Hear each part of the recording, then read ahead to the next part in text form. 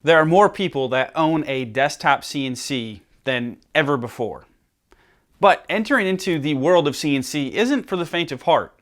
Once you figure out the technical and design side, what do you do with the things you make? I can hear people yelling at the screen right now. Sell it on Etsy, sell it on Facebook. It's really easy to look around you and see what everybody else is doing and think, I've got to be doing that too. But what if their goals aren't the same as yours? Hello everyone, I'm Andy from andybirdbuilds. This channel is all about building, whether that's building a DIY piece of furniture, building a woodworking business, or building confidence for your next CNC project. In my mind, all desktop CNC owners can fit into these three categories. They can be hobbyists, they can be a side hustle, or they can be full-time. So let's get into breaking these three down and seeing what avenues make sense with each of them. So what are some desires of people that just want to be hobbyists? One, they don't ever have intention of making it a business. It's really easy for me to get caught up in trying to make money with the things I make. But one thing that I have to remember is why I started this whole thing.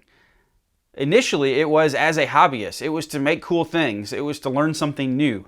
So it is okay if you want to buy a CNC and just be a hobbyist to make fun and cool things. Some of the things that you can do as a hobbyist is make gifts for friends and family, make things for yourself that you think are cool. But when it comes to selling your projects as a hobbyist, you don't need to go further than friends or family or throwing it up on Facebook. You can make enough money to pay for your hobby just by doing those things. You don't need to set up a website or worry about Etsy. You don't want to have to worry about anything that's stressful or has expectations. Again, you're a hobbyist, so enjoy your time with your CNC machine as a hobbyist. All right, next is the side hustle. Now, this is a really common one. These are people that are looking to make some cash on the side, that have a full-time job elsewhere. Maybe they find themselves with free time and they find CNC to be interesting, or they want to learn something new, but also they want to make some money with it. A lot of times, people that are now full-time started out as a side hustle, and it grew and grew and grew while they were working their full-time job, and now it's able to support them financially. Another advantage of the side hustle is there's no pressure. At the end of the day, if you only want to sell during Christmas time, then only sell during Christmas time. If you only want to sell at one craft fair a year, do one craft fair a year. There really is no pressure in comparison when you make that step to the full-time. So what are the best ways to sell when you are a side hustler? A good place to start is social media. Now, jumping a little deeper in, obviously, than the hobbyist, I think you could be more aggressive with marketing yourself, using targeted hashtags, using local hashtags to let people know in your area what you do. I also think this is where Etsy fits in. Yes, there are full-time Etsy businesses out there, but I think Etsy is more of a side hustle. And that's for a couple reasons. One, Etsy is very hard to get started on. There are a lot easier routes than Etsy. The main reason, competition. Everybody is flocking to Etsy, throwing their CNC-made items. The main reason I recommend Etsy to the side hustler is because there is no expectation. If something doesn't sell or you don't sell a lot of them, you're not relying on it as your livelihood, so it's going to be okay. There's a lot of success on Etsy, but it takes a lot of time to get going. Another popular one that scales really well is selling to local businesses. This can be on the retail side, but this also can be on the wholesale side.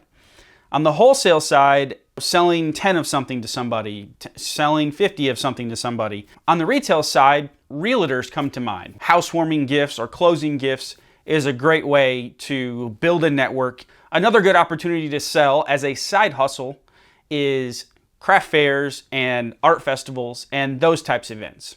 Again, you could do this as a full-time business, but those are really hard to scale and that takes a lot of work. There's people that do it, but it's really rare to be able to rely 100% on those events to support a full-time business. All right, some common desires of someone that wants to go full-time. The first one is they want to be in control of their own destiny. They want to own their own business, build a sustainable business that they've done themselves. There's a lot to be said about that.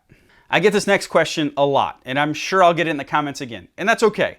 But someone that wants to build a business that I just described, why would they want to go with a desktop CNC? Why wouldn't they go with a 4x8 industrial CNC? Maybe they don't have space.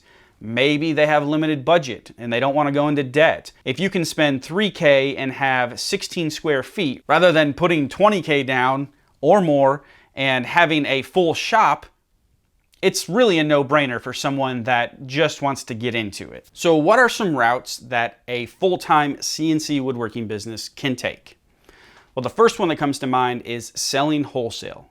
If you've seen my content before, you know I like this one, I enjoy this one, and I think it's underutilized. There is so much opportunity out there. Wholesale involves selling large amounts of product for usually 60% of what they retail for. The reason I like wholesale work so much is because typically it is returning work, whether that's on a weekly basis, a monthly basis.